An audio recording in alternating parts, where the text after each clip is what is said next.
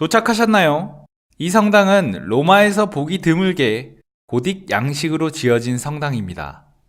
딱 봐도 네모난 게 일반적인 성당과는 느낌이 다르시죠? 중세시대에 악명 높기로 유명한 종교재판관들을 배출한 도미니칸 수도의 수도사들의 본당입니다. 그래서 여기에서 갈릴레오 갈릴레이가 종교재판을 받기도 했습니다. 이 성당 안에는 미켈란젤로의 조각작품도 있습니다. 바로 미켈란젤로의 십자가를 쥔 예수상인데요. 르네상스 시대에는 육체의 아름다움을 중시했기 때문에 이 조각상도 원래 전신 누드였습니다.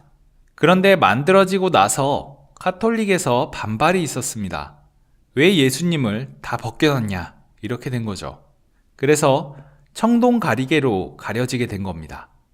그 유명한 미켈란젤로의 작품이니까 놓치지 말고 보시면 좋겠습니다.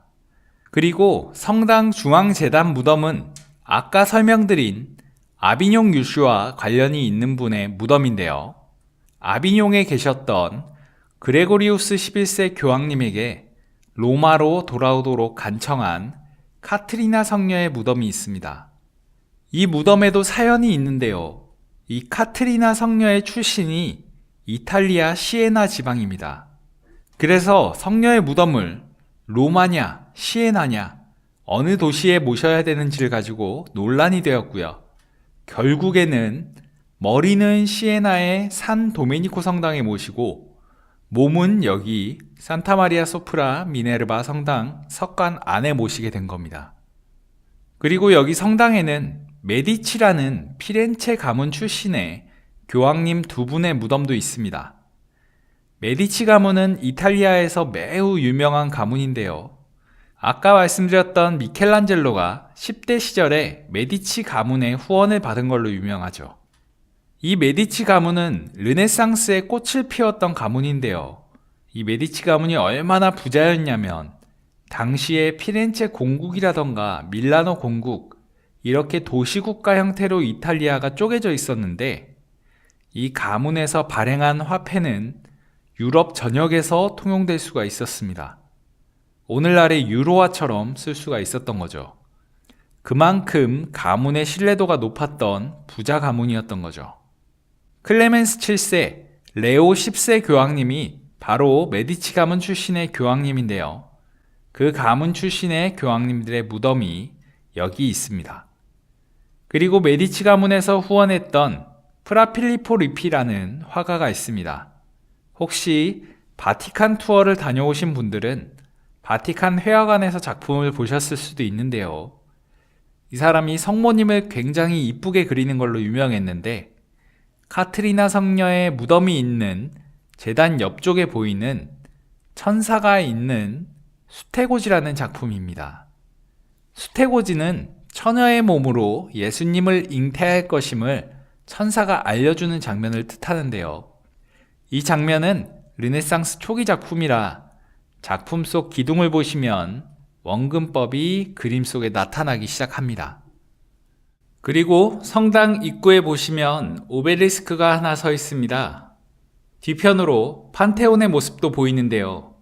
이 오벨리스크는 로마 제국시대 때 이집트를 정복한 것을 기념하기 위해서 가져온 오벨리스크입니다. 이탈리아에는 이런 이집트의 오벨리스크가 11개나 있는데요. 이 중에 8개가 로마에 몰려 있습니다.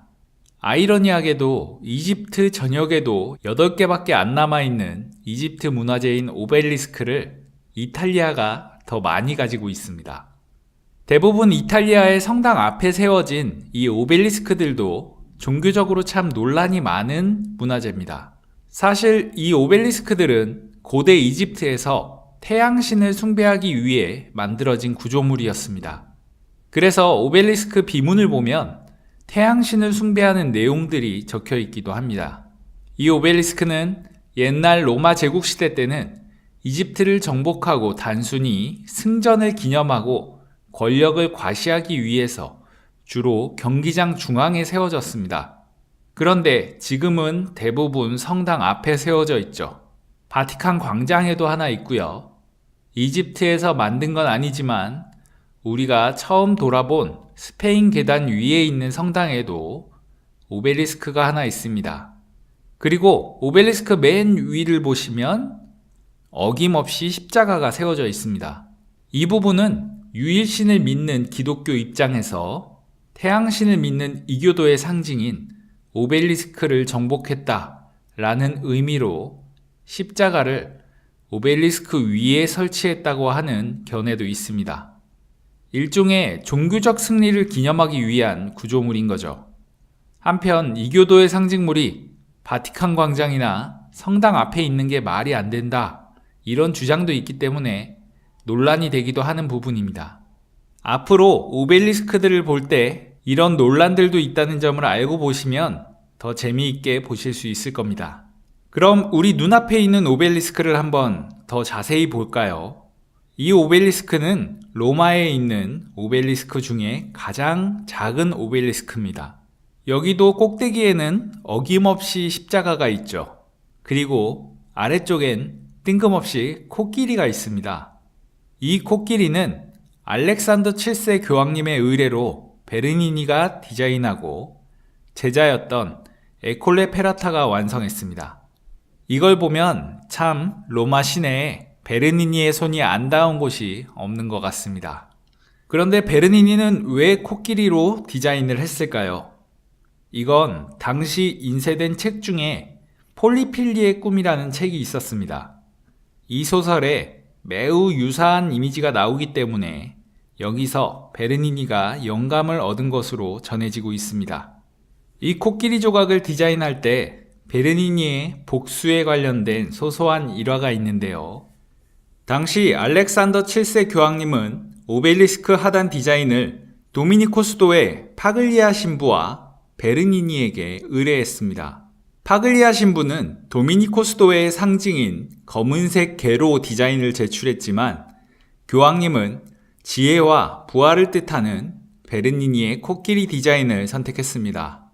선택받지 못한 파글리아 신부는 베르니니의 디자인에 딴지를 걸기 시작했죠.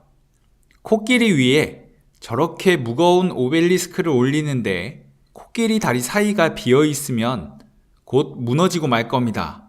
이렇게 말한 거죠. 베르니니가 문제가 없다고 디자인을 수정하기 싫다고 말해봤지만 소용이 없었죠. 결국 코끼리 다리 사이를 돌로 채우게 되었고, 돌이 보기 싫었던 베르니니는 코끼리의 휘장을 아래까지 내려서 어떻게든 가려보려고 디자인을 수정했습니다. 변경된 코끼리 디자인이 마음에 안 들었던 베르니니는 복수를 시작합니다. 코끼리의 엉덩이 방향을 보시면 도미니코 수도의 성당을 향하고 있습니다. 그리고 꼬리가 한쪽으로 치우쳐져 있고 엉덩이가 보이죠. 이 엉덩이가 향하는 방향은 당시에 도미니코 수도의 파글리아 신부가 일을 하던 집무실 방향이라고 합니다. 그 집무실에서 보면 마치 코끼리가 엉덩이를 내밀고 볼일을 보는 것처럼 보였던 거죠. 디자인을 바꿔야 했던 베르니니의 사소한 복수가 떠오르는 장면입니다. 어떠세요? 오벨리스크에 얽힌 이야기를 다 듣고 나니까 색다르게 보이지 않으세요? 이렇게 예술작품은 알고 볼 때와 모르고 볼 때의 차이가 큽니다. 그럼 이제 드디어 건물 사이로 보이는 판테온 쪽으로 이동하겠습니다. 이동하셔서 판테온 입구에서 이어서 들어주시면 되겠습니다.